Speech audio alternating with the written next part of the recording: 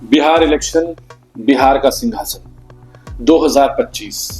हर TV channel पे, हर अखबार में सिर्फ जो एक चीज की चर्चा हो रही है वो है बिहार का इलेक्शन। और इस बार बिहार का इलेक्शन है भी बहुत इंटरेस्टिंग।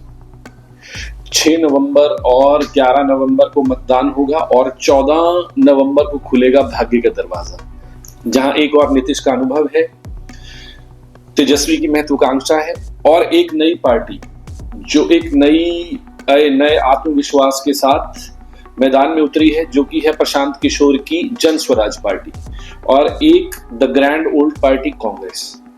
इन चारों की अगर हम ग्रह दशा देखें तो एक बात बड़ी क्लियर निकल के आती है कि चारों जो कैंडिडेट हैं, जो फ्रंट रनर हैं, उनकी ग्रह दशा पे जो इम्पैक्ट है वो राहु का, शनि का और चंद्र का है। तो इस बार के इलेक्शन में दलितों ने जिसका हाथ थामा उसी को सत्ता का ताज मिलेगा और जिस तरफ को महिलाएं गई उस तरफ को ही सत्ता पक्ष डिसाइड होगा। दो वर्ग बिल्कुल सामने निकल के आ रहे हैं जो बिहार के इलेक्शन के ऊपर सबसे ज्यादा इम्पैक्ट डालेंगे या उसकी दशा और दिशा तय करेंगे। पहला है शनि और राहु की वजह से दलित समाज जिस तरफ वोट करेगा उसी तरफ की सरकार बनने की उम्मीद की जा सकती है। दूसरा है महिलाएं, क्योंकि चंद्र और वीनस का इम्पैक्ट नीतीश कुमार की और बीजेपी की दशाओं में बहुत है, तो इसीलिए महिलाएं जो हैं वो दूसरे नंबर पे आती हैं जो इस इलेक्शन को सबसे ज्यादा इम्पैक्ट करेंगी। तो चलिए शुरू करते हैं बिहार 2025 इलेक्शन का ज्योतिषीय विश्लेषण। नमस्कार, स्वागत है आपका प्लैनेट्स और नक्षत्रास बाय समीर। 243 सीटें, 3 मुख्य उम्मीदवार, एनडीए यानी कि बीजेपी और नीतीश कुमार, महागठबंधन यानी कि कांग्रेस और तेजस्वी यादव, और एक नई उभरती हुई पार्टी जिसका नाम है जन स्वराज। 14 नवंबर को जनता किसके सिर पर ताज रखेगी और किसको रिजेक्ट करेगी, ये जो ग्रह हैं वो बहुत क्लियरली इंडिकेट कर रहे हैं कि इस बार कुछ नया होने की उम्मीद है। इस बार एक नीतीश और तेजस्वी के अलावा भी कोई दावेदार मैदान में आ सकता है सीएम शिप के लिए। अगर हम बीजेपी की कुंडली देखें तो बीजेपी की कुंडली में चंद्र की दशा चल रही है और चंद्र छठे भाव में स्थित है, जो कि कंपटीशन के लिए, प्रतिस्पर्धा के लिए, इलेक्शन के लिए बहुत ही अच्छा है। और जो छठे घर का स्वामी है वह तीसरे घर में स्थित है, जो कि घर है सेल्फ एफर्ट्स का, एलाइज का। तो इस तरीके से बीजेपी थोड़ी मजबूत दिख रही है, लेकिन बीजेपी की जो ग्रह दशा है वो चंद्र में, केतु में, राहु की है, जो कि इतना प्रॉमिसिंग रिजल्ट नहीं बता रही है। तो इसीलिए मुझे ऐसा लगता है कि बीजेपी का जो प्रदर्शन है वो पीछे के मुकाबले हल्का सा कमजोर रह सकता है।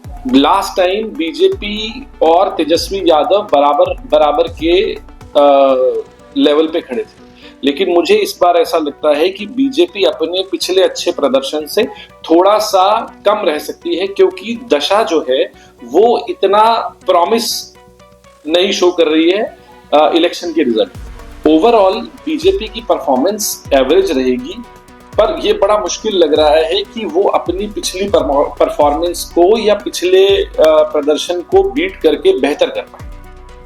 अब आते हैं हम बिहार के प्रिंस तेजस्वी यादव पर। उनकी तुला लग्न की कुंडली है और शनि की महादशा चल रही है। शनि के साथ साथ उनकी दशा में है शनि, चंद्र और शुक्र। आप फिर देखिए यहां पर भी चंद्र और शुक्र जो है वो अंतर और प्रत्यंतर दशा में। इसीलिए मैं बार बार कह रहा हूं कि जिस बार का जो इलेक्शन डिसाइड होगा वो दलितों से या महिलाओं से डिसाइड होगा। जिस तरफ वो जाएंगी उसी तरफ सरकार बनेगी। अब अगर हम उनकी कुंडली का आकलन करें तो एक बात जो बहुत अच्छी दिखाई देती है वो ये है कि छठे घर की दशा चल रही है, छठे घर के स्वामी की दशा चल रही है।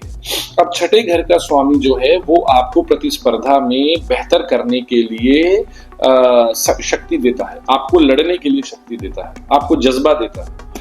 उसके साथ में जो ग्रह चल रहा है वो है चंद्र। चंद्र जो है वो उनकी कुंडली के 12वें भाव के स्वामी होकर के तीसरे भाव में बैठे, which is not a very good combination. Shani और चंद्र की दशा में आपके फेवर में रिजल्ट आना बहुत ज्यादा नहीं दिखाता है। शनि चंद्र की दशा में थोड़ा स्ट्रेस, थोड़ा स्ट्रगल और थोड़ा कंफ्यूजन होने का चांस ज्यादा रहता है। दूसरी बात, जहां तेजस्वी यादव की शनि की दशा चल रही है वहीं शनि उनकी कुंडली के 8वें घर से गोचर कर रही है। इस वजह से टॉप पे पहुंचना, वो अपना इलेक्शन तो जीत जाएंगे लेकिन सीएम शिप की कैंडिडेचर उनका अभी मुझे नहीं दिखाई देता किसी भी तरीके से। अगर मैं कुंडली का आकलन तो मेरे हिसाब से मुझे लगता है कि तेजस्वी यादव इस बार सीएम शिप तो नहीं मिल पाएगी। अब आते हैं हम the grand old party Congress में।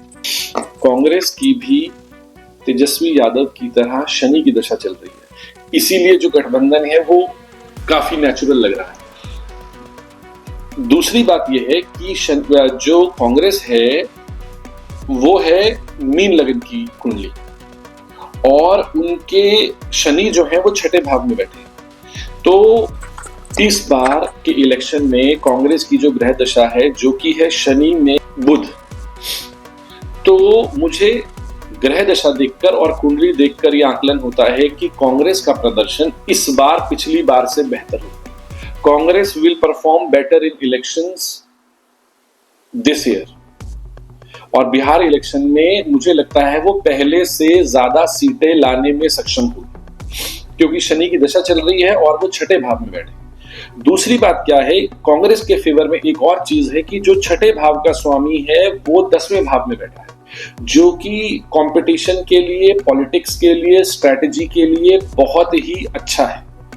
तीसरी बात, कांग्रेस के 10वें भाव में सूर्य और शुक्र बैठे, तो 10वें भाव का सूर्य जो होता है वो दिग्बली होता है, वो अथॉरिटी को, गवर्नमेंट को, पॉलिटिक्स को रिप्रेजेंट करता है।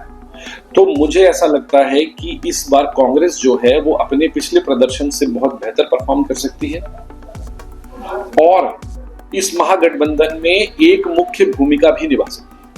अब हम बात करेंगे बिहार के प्रेजेंट सीएम की, नीतीश कुमार जी की। नीतीश कुमार जी की जो कुंडली है वो मिथुन लगन की है और उनकी जो दशा चल रही है वो है राहु में, शुक्र में, बुध।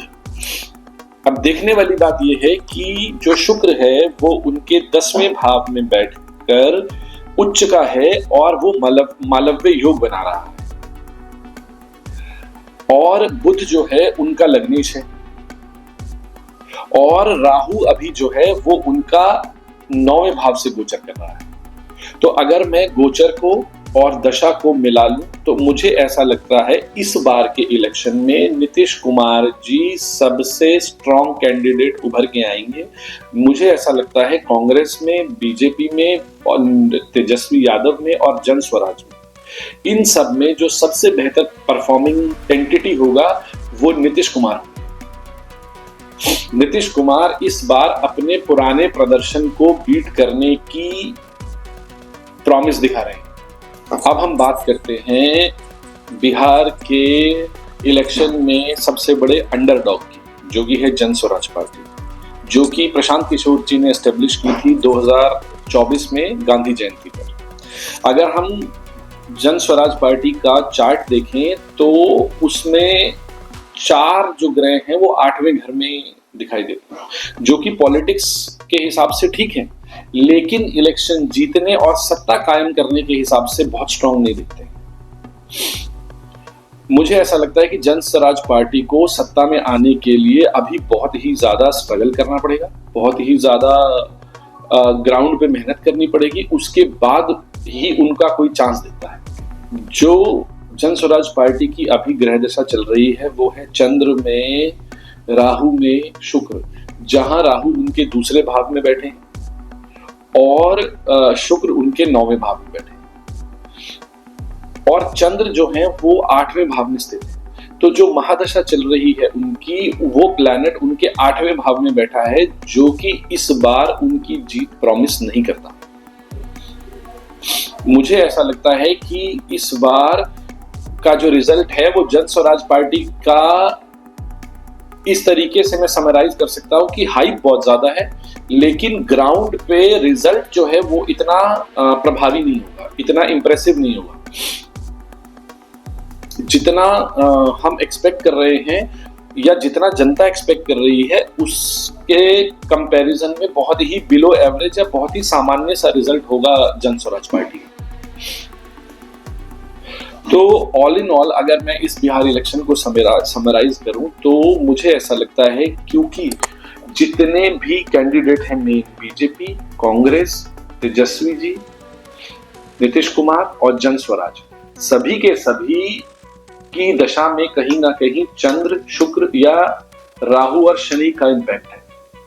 तो इसीलिए मैं दोबारा दोहरा रहा हूं कि इस बार का इलेक्शन या तो दलित, पहले नंबर पे दलित और दूसरे नंबर पर महिलाएं तय करें। दूसरी बात, क्योंकि जितने भी कैंडिडेट हैं उन सब की दशाओं में छठे घर का बहुत बड़ा रोल आ रहा है, या तो प्लैनेट छठे घर में बैठा हुआ है या छठे घर के लॉर्ड की दशा चल रही है।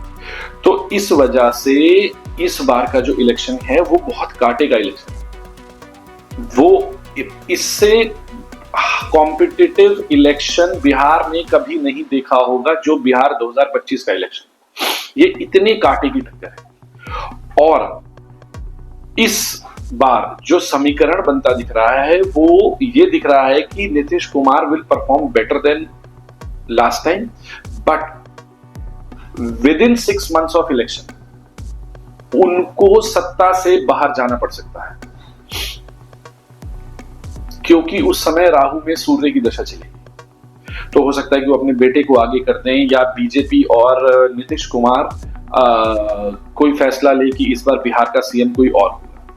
तो सीएम शिप की जो क्लैरिटी है वो कुछ ऐसी दिखती है कि थोड़े समय के लिए नीतीश कुमार जी और फिर कोई एक नया चेहरा, लेकिन अगले 5 साल में बिहार का जो सीएम होगा वो कोई ना कोई नया चेहरा ही दिखाई देता है।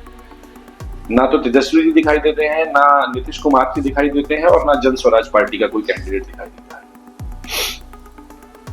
तो इस बार के इलेक्शन में जो कंक्लूजन है वो कुछ ऐसा निकलता है कि हो सकता है, जो उम्मीद है, जो ग्रह बता रहे हैं वो ये है कि नीतीश जी और बीजेपी सरकार बना ले, लेकिन सीएम शिप जो है वो नीतीश कुमार जी पहले 6 महीने के अंदर या 8 महीने के अंदर छोड़ के और किसी और को सत्ता सौंप दें। तो इस बार बिहार इलेक्शन में 14 के रिजल्ट में 14 नवंबर को मेरे साथ रहिए और मुझे कमेंट करके बताइए कि आपका अनुभव और आपका आकलन इस बिहार इलेक्शन 2025 में क्या कहता है। धन्यवाद।